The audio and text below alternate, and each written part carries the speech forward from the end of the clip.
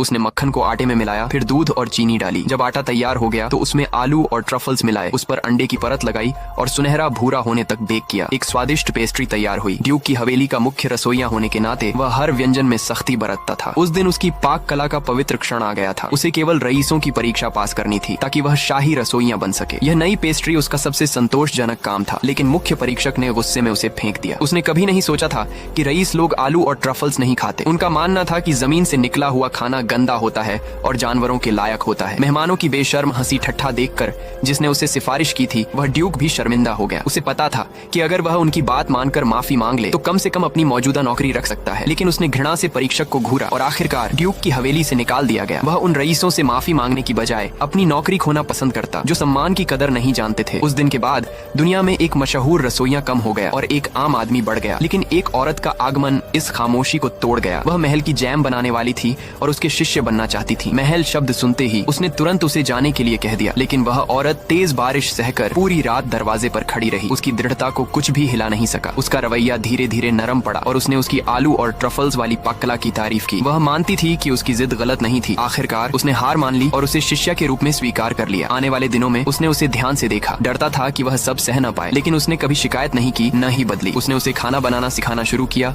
और वह औरत बेहद प्रतिभाशाली निकली। उसका स्वाद पहचानने का हुनर साधारण लोगों से कहीं आगे था। कुछ ही समय बाद ड्यूक के नौकर ने सूचना दी कि ड्यूक 2 दिन में यहाँ से गुजरेंगे। अगर ड्यूक को कोई व्यंजन पसंद आ गया तो वह फिर से मुख्य रसोइये की पदवी पा सकता था। ड्यूक ने उसी नई पेस्ट्री की भी मांग की। यह ड्यूक का समझौता था। उसने भोज की तैयारी शुरू कर दी। उसकी परिष्कृत कला देखकर औरत दंग रह गई, लेकिन एक हफ्ते बाद अचानक भोज अगले दिन पर तय हो गया। अब उसे एक ही रात में 40 व्यंजन पूरे करने थे। उसने बिना आराम किए काम किया, लेकिन गलती से मिट्टी के तेल का दीपक गिरा दिया। खाना बचाते समय उसके हाथ जल गए। अब ड्यूक के आने में केवल 9 घंटे बचे थे और उसके जले हुए हाथ काम करने लायक नहीं थे। तब उस औरत ने दृढ़ निश्चय से कहा कि वह सब कर लेगी। उसके हाथ तेज थे और वह बिना घबराए खाना बना रही थी। जैसे ही ड्यूक की गाड़ी पास पहुंची, उसने आलू और ट्रफल्स की पेस्ट्री तैयार करनी शुरू की, लेकिन जब कोई नहीं देख रहा था तो उसने चोरी छिपे जहर निकाला और